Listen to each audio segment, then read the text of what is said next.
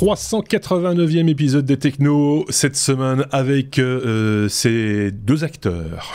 J'ai envie de dire acteur pour une fois. D'un côté un Suisse chauve, en la personne de Thierry. De l'autre côté, un Brabançon. Futur chauve. Futur chauve, mais néanmoins la pilosité certaine est encore visible. Oui. Voilà. Celle-là, ça reste. Ça tient bien. Ça tient, ouais, ça dure. Merci d'avoir choisi une fois de plus d'écouter les Technos. Vous le savez, le principe est toujours le même. Une revue de presse articulée autour d'un abécédaire un petit peu tordu. De temps en temps, on le reconnaît forcément. On est obligé de le reconnaître parce que sinon, ce serait vraiment grave si on ne le reconnaissait pas. Ce serait vraiment de la mauvaise foi. Des sujets d'actualité qu'ont épinglé mes deux petits camarades parce que ça les intéresse eux et qu'ils se sont dit si ça m'intéresse moi, ça peut intéresser aussi nos auditeurs. Et ça tombe bien, ça m'a intéressé de voir les titres déjà. Donc j'attends avec impatience d'entendre le reste, comme vous, j'imagine. N'hésitez pas à mettre des pouces, des étoiles, etc. sur les plateformes de podcasts. Ça, c'est les commentaires sur les podcasts. Si je ne demande pas aux gens de faire des commentaires sur les plateformes de podcasts, il n'y en a pas. C'est malheureux, c'est comme ça, j'ai l'impression de mendier des commentaires. Ceci dit, si vous n'avez rien à dire, ok, je peux comprendre, mais il y a toujours un petit commentaire positif à faire, et nous, ça nous arrange bien, parce que c'est notre seul salaire, hein, qu'on a l'habitude de le dire. Oui. Et mange pas beaucoup, là. Non, et là, pour l'instant, le compte est vide. Non, puis a priori, c'est confirmé, hein, une dizaine de commentaires, allez, vous allez vous manier, vous motiver à lâcher des commentaires sur les plateformes de podcast, et ben ça nous fait remonter dans les trends. Ça fait plaisir. Ça nous fait plaisir et remonter, voilà. C'est notre Viagra, c'est notre Viagra. C'est un podcast, de quinca. Non sponsorisé. C'est non sponsorisé de surcroît. C'est vrai. Arrêtez de nous envoyer des mails pour nous demander des articles sponsorisés, de faire des tests de produits chinois. Oui. Non, nous ne le ferons pas. Nous ne sommes pas comme ça. Nous ne sommes pas corruptibles. Nous ne sommes pas des influenceurs. Donnez ça à d'autres qui vivent à Dubaï, etc. Voilà.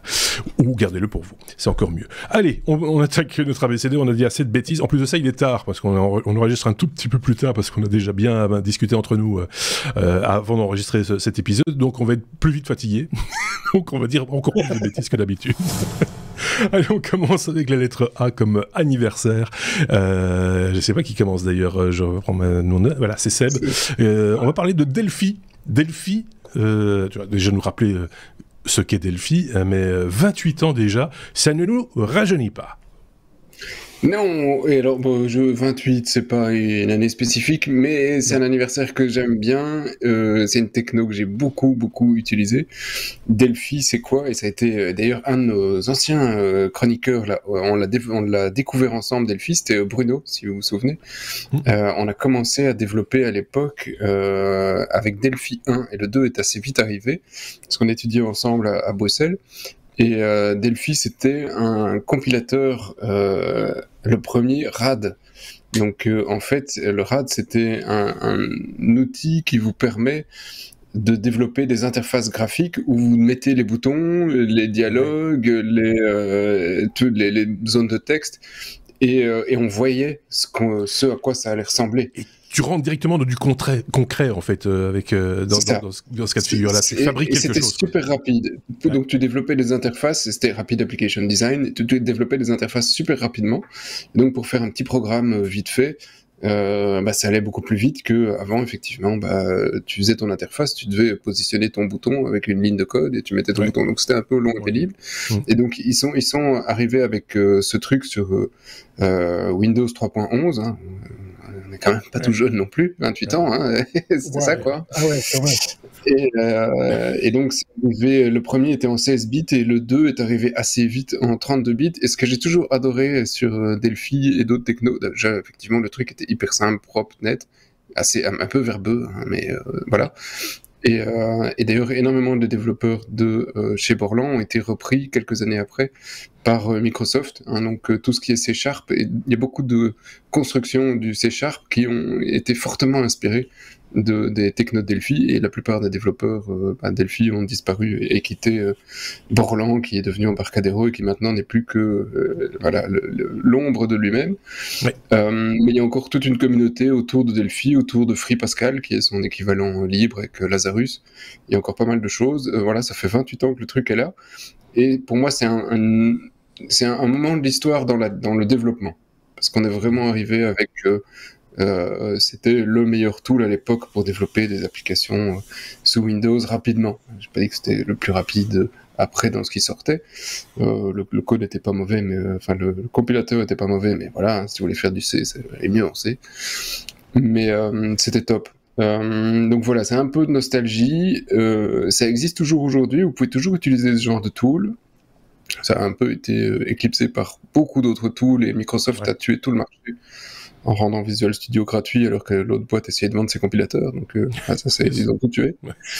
Mais il y a encore moyen de l'utiliser, et ça fait encore pas mal de bonnes choses. Si tu prends un outil comme Delphi existe toujours aujourd'hui, ou Lazarus, te permet avec le même code de faire tourner aussi bien ton programme sous Windows, sous Mac OS X, sous Linux, en web, avec du WebASM, sur téléphone mobile, sur Android, sur iOS. FreePascal, tu peux même compiler pour Game Boy encore. Il y a pléthore d'OS pour lequel tu peux compiler ton programme, et c'est assez, ça reste assez amusant.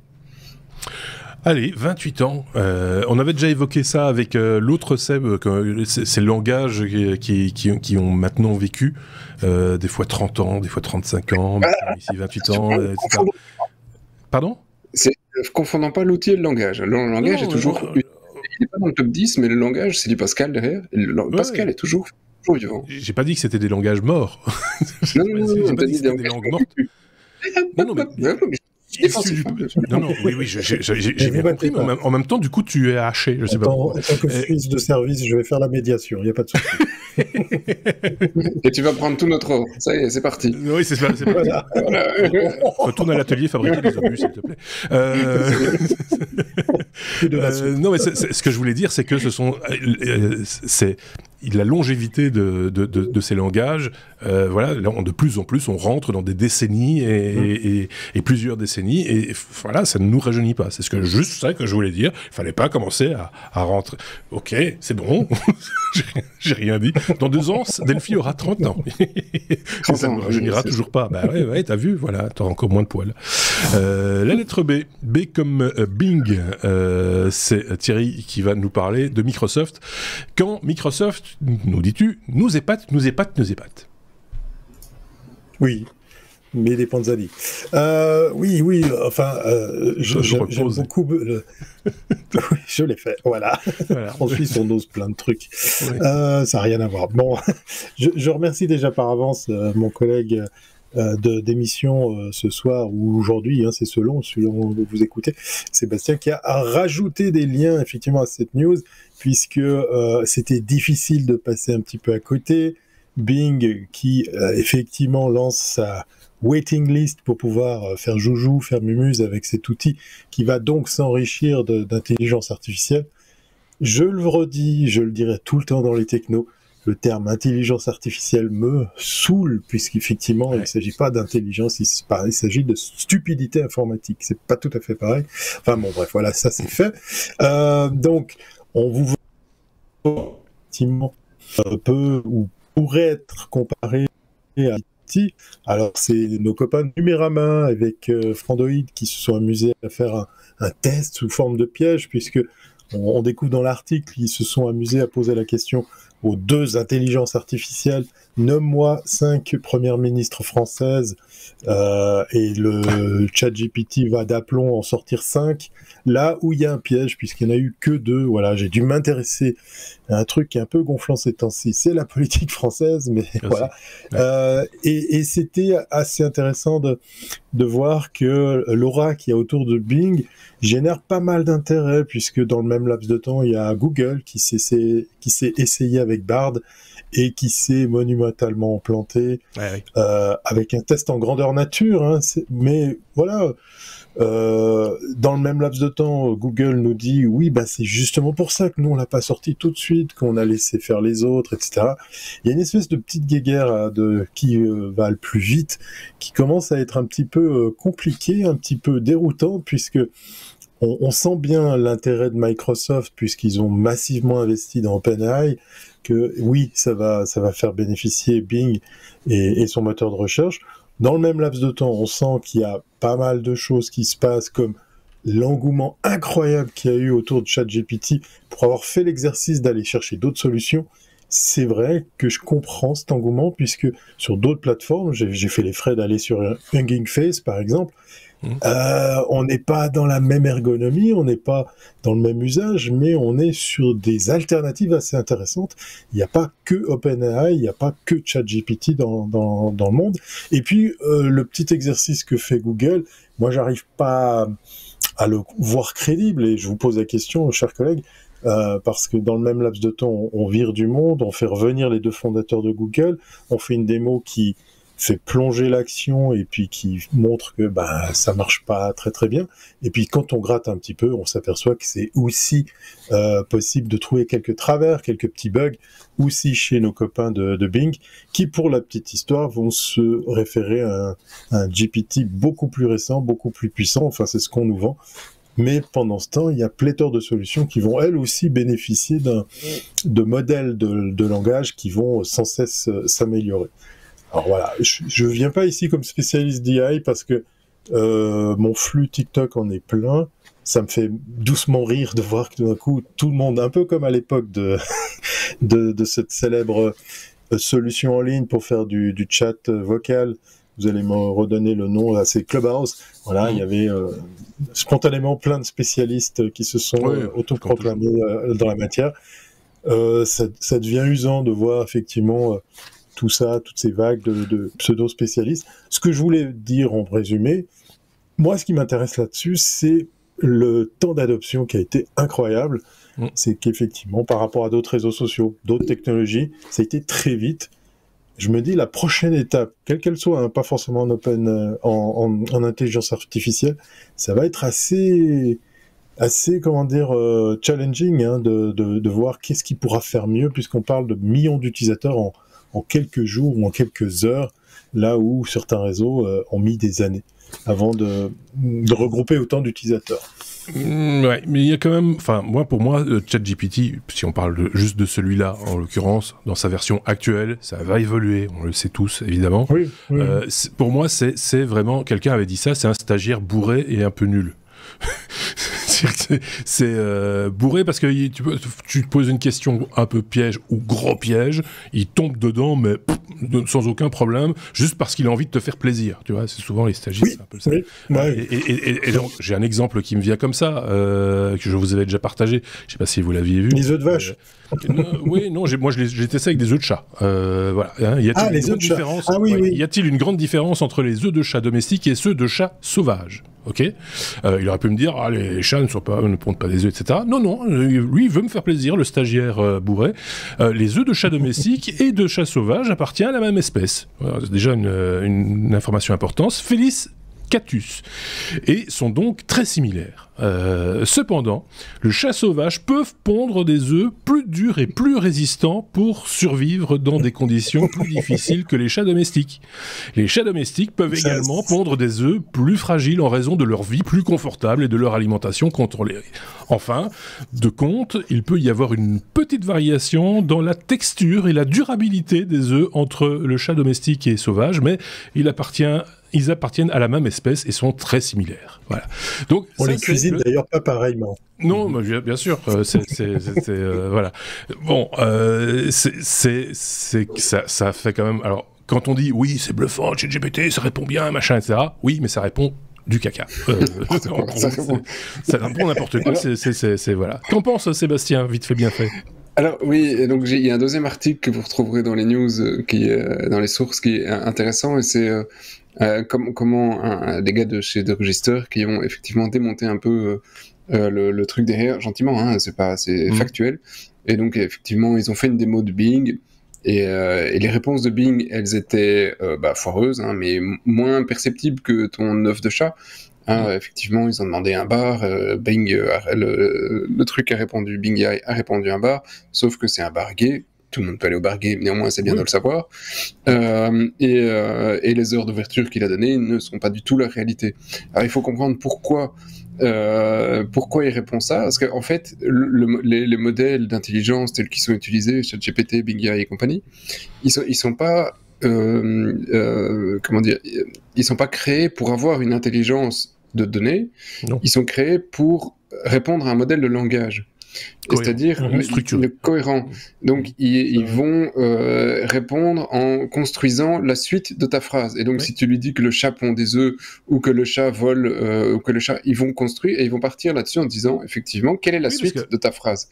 La réponse n'est pas une réponse, c'est juste un suivi. En français, en anglais, etc. Et d'ailleurs, pour aller dans ton sens, Sébastien, quand tu lis le texte, machin, etc., c'est que si tu parlerais du duvet, du chat, enfin du poil du chat, serait très, très cohérent. La réponse il aurait fait la même chose. Effectivement, le poil du chat sauvage est sans doute différent de celui du domestique, mais ici, comme on parle d'œuf de chat et ça mais il ne se base pas sur il ne se base pas sur une connaissance, il se base sur une construction de langage. Voilà. Et donc, le modèle ici, et comme ils le disent dans l'article de The Register très justement, il dit c'est de l'hallucination.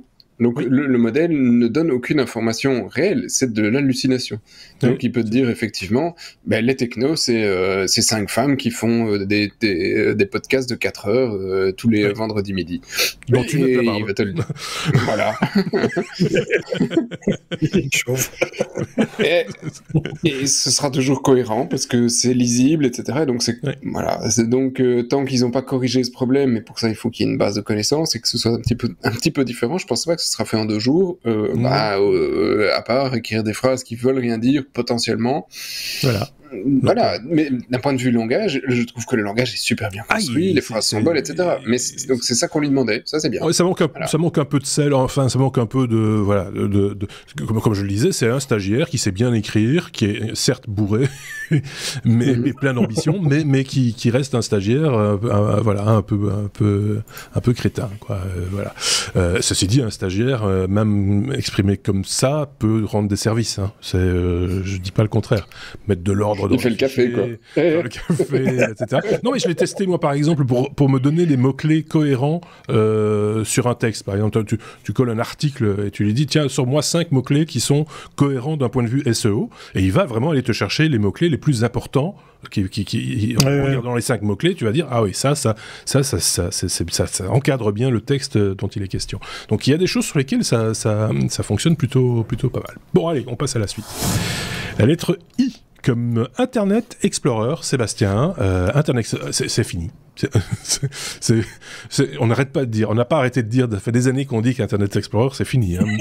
Même quand il était encore supporté par Microsoft, on disait ouais, arrêtez avec ça, c'est fini. Non, mais là maintenant c'est vrai. Enfin, paraît-il. C'est fini. C'est fini. Alors on l'a annoncé en juin l'année passée, Microsoft a dit Internet Explorer c'est fini. Ouais. Et bien maintenant, depuis mardi, il y a la dernière mise à jour de Windows 10 et autres et plus. Il est parti. Il est donc tu vois, il a vraiment disparu. Donc c'est un peu la seule morceau de la news, mais il a vraiment ça c'est quand même le bout d'une époque. Je suis dans les trucs vieux cons aujourd'hui. Hein. Après Delphi 28 ans, Internet Explorer, on n'en est pas loin. Hein, tu vois. Et donc voilà, il tire finalement sa révérence, et au lieu de pouvoir lancer Internet Explorer, maintenant il ne reste que Edge. Vous pouvez toujours lancer Chrome, Brave, Firefox et tout ce que vous voulez, mais en tout cas la petite icône, c'est parti. Donc voilà, alléluia, il était temps. Fin d'une époque.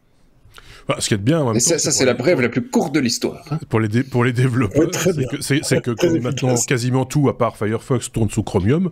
Voilà, ça permet comme ça d'avoir. J'exagère quand je dis à part Firefox, parce que c'est le cas aussi de Safari, Opera. Non, Opera est sur Chromium. Hein. Oui, ah bon, d'accord. Oui, les derniers, oui. Et Safari, c'est une version dérivée, mais c'est Chromium. Oui.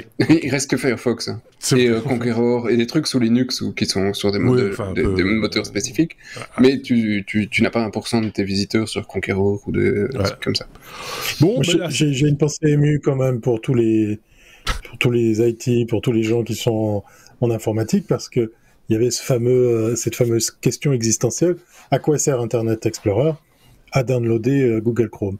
Donc comment ils vont faire? Oui, il y a eu ça à un moment donné, effectivement. On est vraiment dans la séquence VC. Mais en attendant, et rendons à César ce qui est à César, Internet Explorer 6, ça a quand même été un bon tool à l'époque. Hein.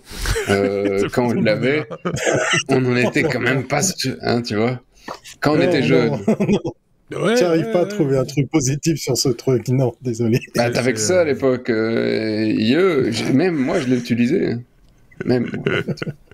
Ça pique. Le problème, c'est que tu l'as pas utilisé, toi. À l'époque, tu le faisais tourner sur Vista. Et ça rendait quand même l'expérience un peu nulle. Donc, quand je dis un peu, je suis encore assez gentil. Dites-nous ce que vous en pensez de cette news. Vous avez utilisé. Du concept. Vous l'avez utilisé ou pas? L'avez-vous utilisé? Je l'ai perdu au set. C'était fini. Et surtout, dites-nous pourquoi faire. En fait, moi, je l'ai utilisé uniquement quand je faisais du développement front-end. C'était juste pour voir si ça marchait ou pas. Il n'y avait pas encore Firefox à l'époque. Hein. Non, c'est vrai. Et tu avais Mozilla, la suite Mozilla. La suite Mozilla, c'est... Les sites internet qui devaient être compatibles par browser. Oui, c'est ça, on n'arrêtait pas. Passons à la suite, avec la lettre E comme Eminem, parce que finalement, ce podcast, il n'y a jamais de musique. Et que finalement, Thierry s'est dit, tiens, on va en faire un podcast musical. Hein, après, on a un Benoît qui nous en a fait un podcast culinaire.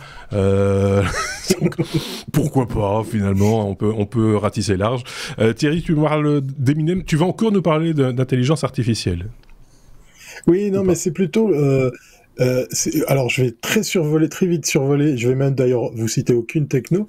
Moi, ce qui m'a interpellé dans cette news, en fait, pour faire super court, David Guetta, le monsieur qui pousse des disques, oui, c'est le terme que j'utilise pour nommer un DJ. Je suis très rude par rapport à ça parce que bon, ça remonte à une autre histoire, mais on n'a pas le temps aujourd'hui. Donc David Guetta qui m'a fait peur quand j'ai vu la vidéo en question parce que là, il est passé par du botox, du machin. Ce podcast commence à virer people. Non, mais plus sérieusement, il continue à pousser des disques, mais il s'amuse à tester des trucs. Et j'ai bien aimé sa réflexion.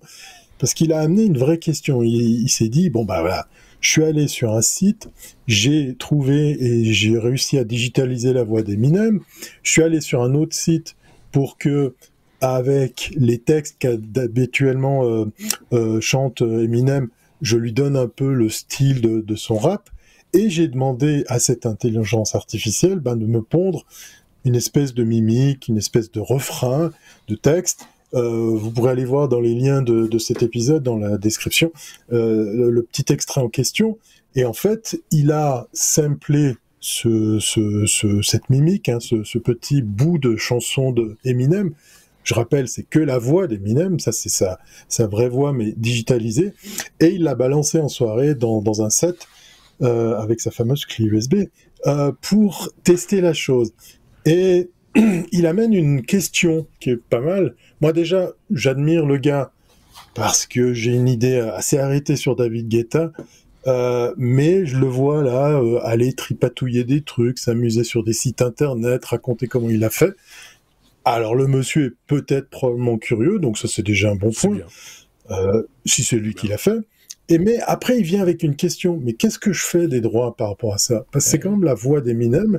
Il n'a pas donné son accord, il n'a pas écrit ce texte, il n'a pas chanté lors de mon set de DJ, et je crée quelque chose d'épique, je crée quelque chose de particulier, je crée une ambiance, je crée de l'émotion, mais tout ça sur le dos d'un gars à qui j'ai rien demandé, et il vient avec une question qui est intéressante, là, que je vous propose, c'est qu'est-ce qu'on fait en matière de droit? Alors, je sais que toi, Marc, t'as pas mal de compétences sur ces aspects-là dans le monde de l'audio et de la radio, mais c'est vrai que ça amène une réflexion un peu différente, un peu plus, pour moi, un peu plus sexy que ce qu'on fait avec Midjourney ou bien les autres sites où on peut créer de l'image pour créer des œuvres picturales ou photographiques ou graphiques.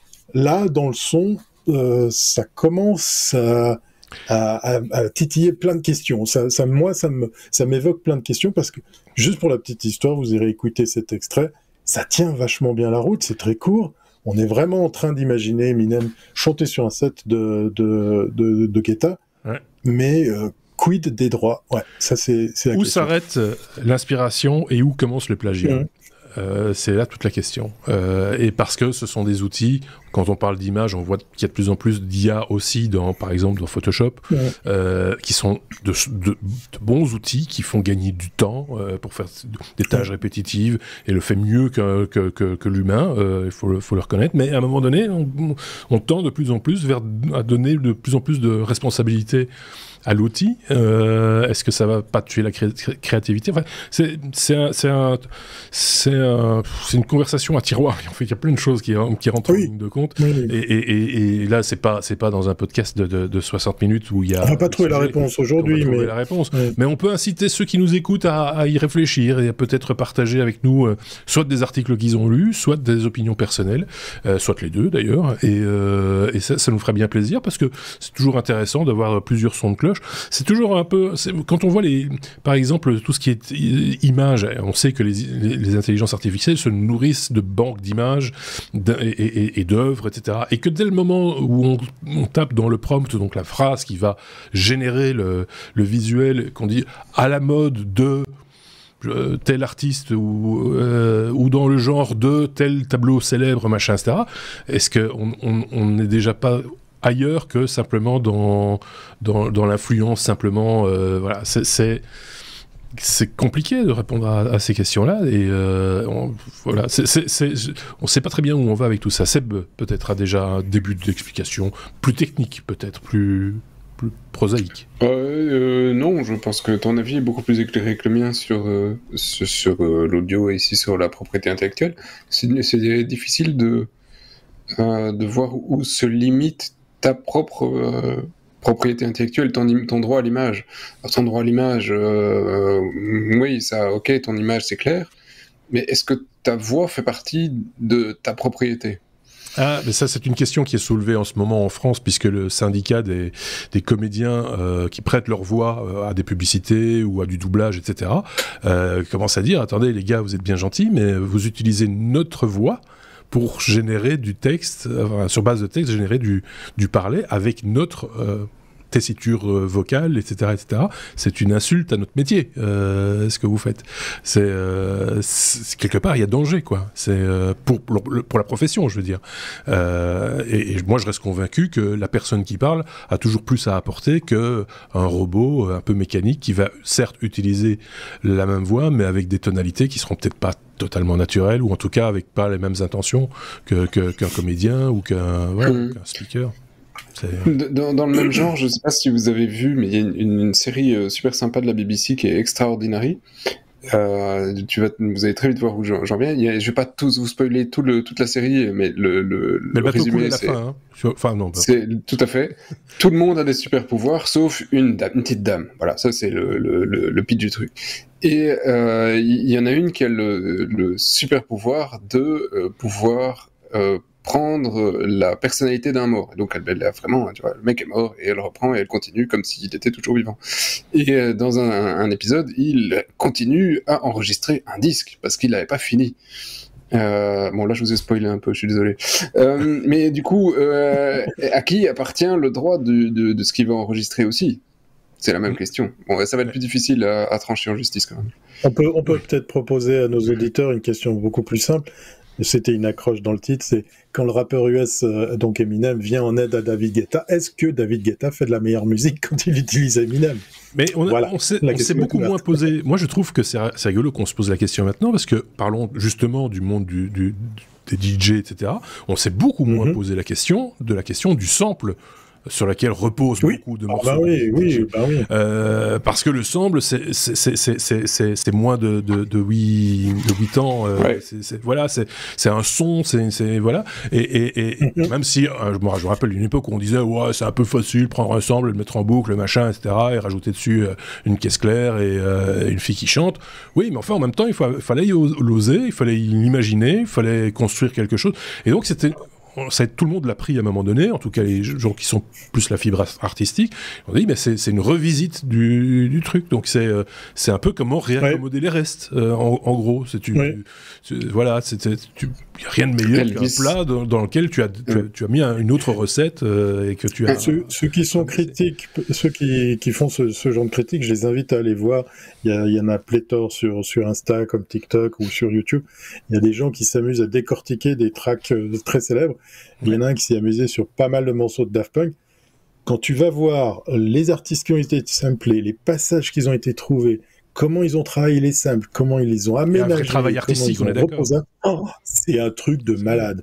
Tu te dis, ok, il y a 5 samples, mais allez faire un tour sur ces vidéos. Tu te dis, non, là, c'est bien plus que d'avoir piqué un truc. Il y a une architecture sonore et bien différente de celle de Thierry qui tape sur son micro. C'est nerf. Oui, désolé. Voilà. Et donc, cette question-là, elle est soldée, c'est bon, on passe à autre chose. Donc, à mon avis, l'histoire des IA utilisées telle que là, un jour ou l'autre, on va solder ça aussi. Voilà, il y a un risque. C'est vrai, t'as raison. À voir si ça apporte quelque chose à la création, et ça, c'est ce qu'on espère tous, parce que, bon, évidemment, pour l'instant, quand on regarde les victoires de la musique, on a envie de pleurer quand même. Enfin, bref. Elle comme lithium, je vais me faire des amis. Seb, on va parler de lithium. Hier, pas aujourd'hui. Hier, on a trouvé plein de lithium. Plein. Ouais, et c'est grâce au chat. Ah bon? Le lithium de chat. Non, le lithium de... Il a été faire caca dedans. Jamais on va enregistrer si tard. Tu vois, au moment où t'as compris, tu vois, mais... Alors, si vous ne le voyez pas, Marc, au moment où il s'est pris la tête dans la main. Voilà, oui. Voilà. Désespoir, le désespoir. Et ça m'est venu tous. Tu vois, c'est naturel. Je rappelle que nos chroniqueurs sont responsables de leurs propos. Je ne cautionne pas. Je ne cautionne pas. Et je ne l'avais pas préparé. Ouais, ça aurait été pire encore. Alors, l'Inde. L'Inde. Pas le cochon d'Inde. L'Inde. Avec la litière de chat, on est parti. L'Inde, le pays. Le pays. Y arriver. Oui. Ils ont creusé. Et en creusant, ils ont dit du lithium, les gars. Justement, on en a besoin. Cool. Et pas un petit peu. 5,9 millions de tonnes. De tonnes. Ouais. Tu vois, ce qui représente beaucoup de lithium. Alors, en 2018, on estimait sur toute la planète qu'on avait seulement 14 millions de tonnes de lithium. Donc, on disait, on va y arriver au bout. Et là, on vient d'en trouver 5,9. Donc, en un coup, 40% de ce qu'on avait jusqu'ici. Sachant que la France vient aussi de trouver une petite mine de lithium qui est, je pense que c'est 1 million de tonnes. Ouais. Et la France, juste avec ce que la France a trouvé, ils sont capables de faire 700 000 batteries. 700 000 batteries de bagnoles par an. Je lisais un article là-dessus, et manifestement, ils risquent fort de ne pas pouvoir exploiter, parce que ce sont des mines à ciel ouvert, hein, les Français, pour des raisons écologiques, parce que c'est très polluant, exploiter une mine de lithium. Tout à fait, c'est la même chose en Allemagne. Ne sont pas les mêmes en Europe qu'elles ne le sont en Inde, on ose l'imaginer, hein, malheureusement pour les gens qui vivent là-bas. Pareil, la Bolivie, parce que je vois dans la liste aussi, en Bolivie, on a également 21 millions de tonnes de lithium, 17 millions. On en trouve plein partout maintenant. Et en Serbie également, hein, j'avais lu quelque part, c'est pas dans l'article ici, mais en Serbie, il y a un filon assez impressionnant aussi, et ils ont le même problème, de savoir comment est-ce qu'ils vont pouvoir exploiter ce lithium, en tout cas l'extraire sans polluer la nappe phréatique, les populations, etc. Donc, oui. Alors, avec toutes les dernières découvertes depuis 2018, on estime maintenant quand même qu'on a environ 80 millions de tonnes au niveau de la planète de lithium. Et sachant qu'on n'a pas encore creusé partout, il y en a certainement encore pas mal on fait des batteries. À trouver, quoi. Effectivement. Donc, batterie plus, comme c'est une filière qui recycle assez bien son lithium, normalement, voilà, on n'a plus de pétrole, dans 20 ans, on est tous à la bougie. Sur le lithium, c'est peut-être pas encore le cas, on a de quoi faire quelques batteries. Les terres rares ne sont pas si rares que ça, finalement. Finalement. Quand on cherche bien, on trouve. Ouais. Donc si vous aviez acheté des actions, enfin des matières premières avec du lithium, effectivement, vous avez dû baisser pas mal parce que là, mais ça, je pense pas que ça s'achète ça. Ceci dit, si, je pense qu'il y a un, mais je peux dire une bêtise. Ceci dit, il y a des mines qui s'ouvrent, sans doute qui vont s'ouvrir, mais c'est pas pour tout de suite. Hein. Le temps de trouver un mode d'extraction le moins polluant possible, etc. On parle de plusieurs années dans le meilleur des cas. Hein. Donc oui, bien sûr. Et en même temps, d'ici là, peut-être que le lithium ne sera plus le truc exemple, à la mode parce que. N'investissez pas dans le lithium. On travaille déjà sur des alternatives. Oui, bien sûr, parce qu'on se disait qu'il n'y en avait pas assez, donc on cherchait d'autres choses. Et là, on est en train de préparer pour cette année une batterie au sodium qui n'a pas besoin de lithium. Donc là, si c'est le cas, alors on ne creusera pas pour le lithium, on ira chercher du sodium. Voilà. Ouais. Tout à fait. Et là, il y en a assez, je pense. On sait où aller chercher. Ok, parfait. Voilà, on voit que effectivement, chacun tirera ses conclusions, mais ça peut être aussi une source de revenus pour certains pays comme celui-là. C'est pas totalement négligeable. Ouais. Ça sera tellement. Mais après, juste un truc, c'est que t'as quand toutes les personnes qui disent on ne peut pas mettre de batterie chez soi et donc arriver à des circuits où tu peux être totalement autonomie. Il n'y aura jamais assez de batterie pour tout le monde. Finalement, tu vois que la techno va nous le permettre parce qu'il y aura assez de lithium pour tout le monde, parce qu'il y aura assez d'autres technos pour du stockage d'énergie pour tout le monde. Enfin, que ces découvertes ne nous privent pas de trouver des solutions de recyclage. C'est ça que je voulais rajouter. Et en lithium, c'est du recyclage à quasi 100%. Hein. Oui, c'est ça, mais il faut mettre les filières en place, etc. et pas se dire, c'est en place. On va gratter un peu le sol, on va en retrouver, quoi, tu vois, parce que c'est sur les batteries, c'est bien en place. Hein. Ok, super. On passe à la lettre M, comme MWC. C'est le Mobile World Congress qui revient, notre spécialiste des salons perdus que l'on retrouve. Mais oui. Je me suis dit, il faut que j'en parle, puisque j'ai fait quelques MWC. C'est à Barcelone, c'est pas loin. C'est sympa, il y a le soleil, il y a Playa. Mais on a les organisateurs de ce grand rendez-vous de l'innovation autour du mobile qui y croient dur comme fer. Je suis un peu dubitatif parce que moi j'ai connu des MWC où tu avais des Nokia et d'autres qui étaient en dehors, qui étaient déjà en off de ce rendez-vous. Une des innovations qui existent, je vous ai mis le lien de direct sur la liste des exposants, donc on voit qu'il y a quand même du monde. Je fais mon Suisse, je suis très chauvin pour vous dire qu'effectivement, il y a 19 startups suisses qui feront le voyage. Et il y a nos amis de Biped, ce fameux système de déplacement et de reconnaissance d'environnement dont je vous avais parlé pour les malvoyants et les aveugles qui seront ici présents. Donc on commence à voir qu'effectivement on déborde effectivement de ce qu'on connaissait à l'époque, des constructeurs, des gens qui venaient avec du software ou des solutions hardware pour du téléphone mobile, on déborde de tout ça.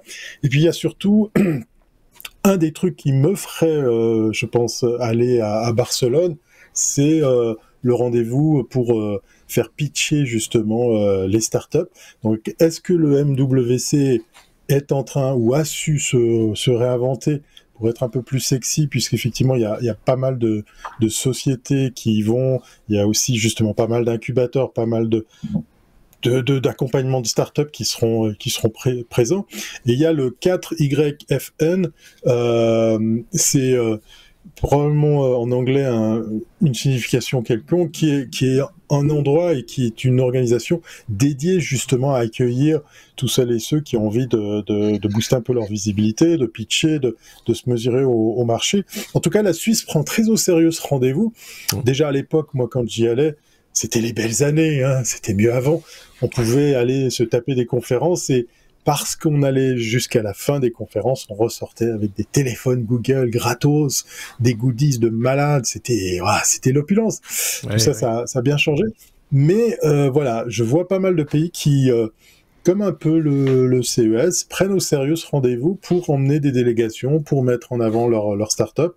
Là où peut-être nous, on est un peu vieux, on a connu les MWC sur la technologie elle-même qui allait dans nos poches, le terminal, le téléphone, l'appareil. Là, on est bien plus large et on est bien au-delà justement que de l'appareil communicant. Donc voilà, je vous parle de ça parce que ça démarre là dans quelques jours, à la fin du mois et début mars. Je vous ai mis les dates exactes sur le descriptif de cet épisode. Donc je serais très curieux si parmi nos auditeurs, il y en a qui vont aller là-bas, qui reviendront. Faites-moi part de votre ressenti parce que je suis très curieux de savoir comment sera cette édition qui, normalement, devra aussi renouer avec une forte affluence. En tout cas, c'est ce qu'on nous vend. C'est vrai que ce qu'on avait à l'époque, aux premières années, c'était des smartphones ou des téléphones mobiles, on va dire ça comme ça, avec quelques accessoiristes, des fabricants d'oreillettes Bluetooth ou filaires, enfin des choses comme ça. Et ici, quand on regarde le système de tri, entre guillemets, de la base d'exposants, on voit que, oui, il y a de l'intelligence artificielle, il y a du cloud service, il y a de la cybersécurité, il y a de l'éducation, il y a de l'IoT, il y a du gaming, il y a pléthore qui tournent évidemment autour du mobile. On sent que ça reste quand même le centre de ce rendez-vous. C'est dans le nom. On va pas commencer à vendre des télés. On peut pas faire ça. C'est plus centré effectivement sur le monde du mobile. Ça en fait pas un CES, on est bien d'accord. Mais c'est européen. En même temps, il y a une espèce de proximité qui est pas totalement négligeable non plus dans ce genre de situation. Qu'en pense Seb? Tu vas le regretter celle-là. Ah zut. C'est ce que j'ai dit. J'ai une question pour Thierry. Et vu que tu es en van life, tu préfères la MWC classique ou la MWC sèche? Lui, il l'a choisi sèche. Sèche, parce qu'il a plein de copines et plein de copeaux. C'est le festival de jeux de mots. Voilà, si celle-là vous avez la référence, on est bien parti. Là, on va pas leur dire, tiens, voilà, les auditeurs, débrouillez-vous de comprendre ce qui vient d'être dit. Voilà. Très bien. Voilà. Bravo. On a fait le tour du pâté de maison je pense qu'on a un Mobile World Congress. S'il y a des news qui émergent, parce que j'ai pas l'impression que ça va être... je regardais un petit peu quelques annonces comme ça, reprises dans un site où alors c'est marrant parce que tu disais, à l'époque il y avait Nokia, mais il y a toujours Nokia, en tout cas la marque Nokia est encore représentée. Je voyais également Motorola, par exemple, qui sera également représenté avec un appareil qui ressemble aux anciens Motorola, avec le clapet. Voilà. Donc il y a des gens qui ont repris la licence ou le nom, sans doute des Chinois, qui sortent des appareils sous ces marques-là. Ça doit certainement parler à certaines personnes. Voilà. Évidemment, il y a des marques comme OnePlus, qu'on connaît bien maintenant, Oppo, pour ne pas les citer. Moto, ils en ont beaucoup et les trucs sont vraiment pas pourris. Non, Motorola. J'ai pas dit ça. J'ai pas dit pourri. Voilà. Et puis de manière générale, Qualcomm, forcément aussi, qui aura peut-être des annonces à faire dans la foulée. Affaire à suivre s'il y a lieu. J'ai presque envie de vous dire. Exactement. La lettre S comme serveur, parce qu'on parle de tout dans cet épisode et même des terrasses de café. Et donc on se dit que finalement parler des serveurs. Non, c'est pas d'accord. Ok. C'est pas de ce genre de serveur dont il est question. C'est pas de celui-là. Et c'est ma news. Coup de cœur. C'est ma news. C'est sa news. Ma news. Coup de cœur sur tout le podcast. D'accord. Donc voilà. Et alors c'est une boîte britannique qui travaille avec British Gas et cette boîte s'appelle IATA, H-E-A-T-A. Cherchez sur Google, Bing ou tout ce que vous voulez. Et le principe de cette boîte est vraiment une idée con comme pas possible et c'est magnifique de simplicité. Ceux qui se sont dit les serveurs ça chauffe. C'est chiant parce que dans un data center, on paye des ERCOT à mort pour refroidir ces data centers. Et Monsieur Tout-le-Monde, lui, il se les gèle. Alors, qu'est-ce qu'on va faire? Oui, en tout cas, il a besoin d'eau chaude. Eh bien, on va utiliser les serveurs chez le particulier pour chauffer de l'eau domestique. Et donc, eux viennent chez toi et te mettent un serveur à disposition. Ce serveur... Que nous appellerons chauffe-eau, du coup. Chauffe-eau. Un chauffe-eau. Oui, sauf que ce chauffe-eau va te consommer un petit peu d'électricité. Il a des disques durs. Il a des disques durs, des machins, etc. Et donc, tu dois faire tourner le serveur, et ce serveur n'est pas quelque chose que toi tu as accès, c'est eux le louent après comme tu as un cloud classique, et ils ont un cloud de chauffe-eau. Ils ont été malins, ils font porter la note d'électricité sur les gens qui ont besoin d'eau chaude, c'est juste magique. Tout à fait, c'est génial. Et toi, tu as ton eau chaude, tu as tous les calculs, tu as ton eau chaude qui est quand même vachement moins cher, et tu as un petit serveur qui ronronne dans ta maison. Ouais. Je trouve ça pas mal d'avoir déplacé le problème et de l'avoir emmené là où les gens ont besoin de chaleur, tu as besoin d'eau chaude. Et l'eau est un moyen parfait pour refroidir le serveur. Intercooling est totalement prévu. Donc ils ont vraiment fait un joli boîtier, un joli truc, tout est bien conçu. Le système est vraiment bien documenté. Je tiens à saluer l'idée. Après, est-ce que ça va fonctionner? Est-ce qu'ils vont réussir? La mise en œuvre est pas simple, hein, quand même. Parce qu'ils doivent aller en installer chez beaucoup de gens. Ouais, il y a du personnel, tout ça et tout. Ah oui, ça. Parce que cette solution-là, enfin pas tout à fait cette solution-là. Soyons de bon compte. En tout cas, l'idée de récupérer plutôt que de effectivement consommer de l'énergie pour refroidir, de récupérer les calories d'un parc informatique, par exemple, n'est pas neuve du tout. Elle a déjà été exploitée maintes et maintes fois. Ça fait des dizaines d'années, j'ai presque envie de dire, qu'on utilise cette technologie. Évidemment, ça impose dans les immeubles de bureaux, architecturalement, de prévoir des puits dans lesquels on va parquer le matériel informatique pour y récupérer, pour y condenser la chaleur, récupérer les calories et les réinjecter dans un circuit, soit de chauffage d'eau, soit de chauffage tout court, soit voilà. Donc ça c'est pas neuf du tout. En fait, ce qu'ils ont fait, c'est qu'ils ont décentralisé quelque part la centrale. C'est ça l'idée, quoi. Mais donc, est-ce que c'est vraiment économique? Ça, c'est la question que je me pose. Moi, c'est ma news du truc, et puis à la fin, du truc, genre, ah là là là là là, c'est comme ça, là, tu vois, c'est le mec qui a fait le saut à ski, et puis il s'est éclaté, ah là là là là là là, il s'est pris le vent de face à la dernière seconde, il l'avait pas prévu, ça c'est ballot. Il y a trop de notes dans votre musique, monsieur Moser. Qu'en pense-t-il de ce genre de truc?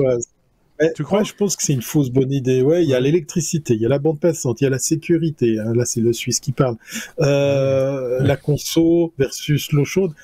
Je comprends la démarche, mais en même temps, on a ici, nous, en tout cas en Suisse, je pense que c'est le cas dans d'autres pays d'Europe, même si nous ne sommes pas dans l'Europe, on a des communes qui mutualisent le partage justement de la chaleur.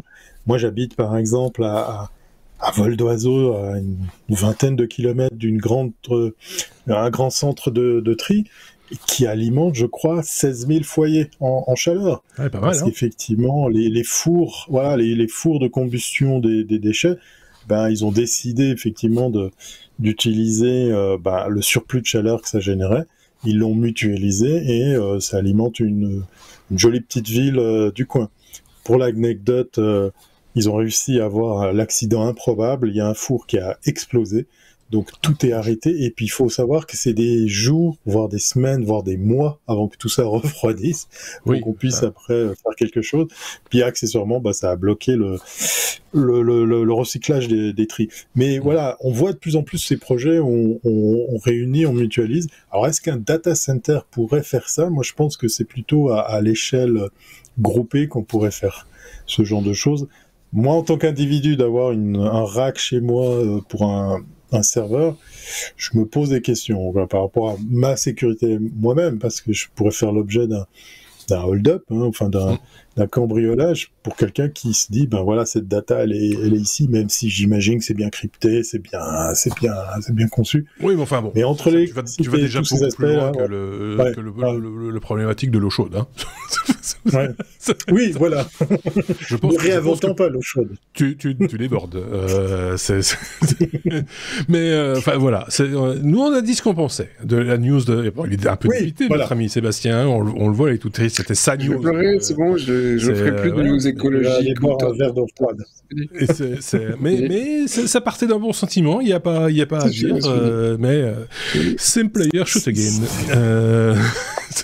V, la lettre V comme, alors là, Vintirska. VINDSTYRKA, Thierry. Voilà. C'est encore. Il n'y a qu'une seule société qui peut. Bah, c'est Ikea. Ce sera dans un futur catalogue Ikea. Exactement. Un chauffe-eau. Non, t'es pas loin. Non. Voilà, ça y est, Ikea, au-delà des appareils de domotique simples comme allumer, éteindre sa lumière ou régler l'intensité, commence à empiéter sur des marques et des appareils qui existent déjà chez d'autres marques, avec un petit appareil de domotique pour en fait évaluer la qualité de l'air, le taux d'humidité, tout ce qui va, la température, etc. Les images que vous verrez dans le lien du descriptif font apparaître un appareil un look assez sympa, même si chez plein d'autres marques on trouve des choses similaires. Ils viennent étoffer leur offre en domotique. Alors ça, c'est le côté positif. On n'a à ce jour aucune indication de prix parce que cet appareil va sortir dans quelques semaines. Là où je trouve un peu rude, c'est que on vient effectivement sur les basses fréquences ou sur ces fréquences qui nous permettent de communiquer sur Matter. Hein. Vous savez, ce fameux protocole sur lequel tout le monde va s'aligner. Donc tous les assistants vocaux, tous les appareils, on croise les doigts, vont normalement pouvoir plus et facilement communiquer, plus facilement être mis en place. Donc Ikea se devait de venir sur Matter, mais là où la news, moi, m'a fait sourire, pour cet appareil, il faut un hub. Donc voilà, je voudrais dire à tous ces constructeurs, arrêtez avec vos hubs. J'ai 3 systèmes différents, j'ai 3 hubs au cul de mon routeur, ça commence à faire beaucoup. Vivement Matter, hein, sincèrement, si effectivement après on pourra se passer de ces hubs, ça sera pas mal, parce que là, chaque constructeur y va du sien. Moi, j'avais adoré ce qu'avait fait Lidl en sortant sa propre marque à des prix vraiment compétitifs. Les ampoules, les appareils qui viennent comme ça, un petit peu égayer votre intérieur au travers d'usage domotique.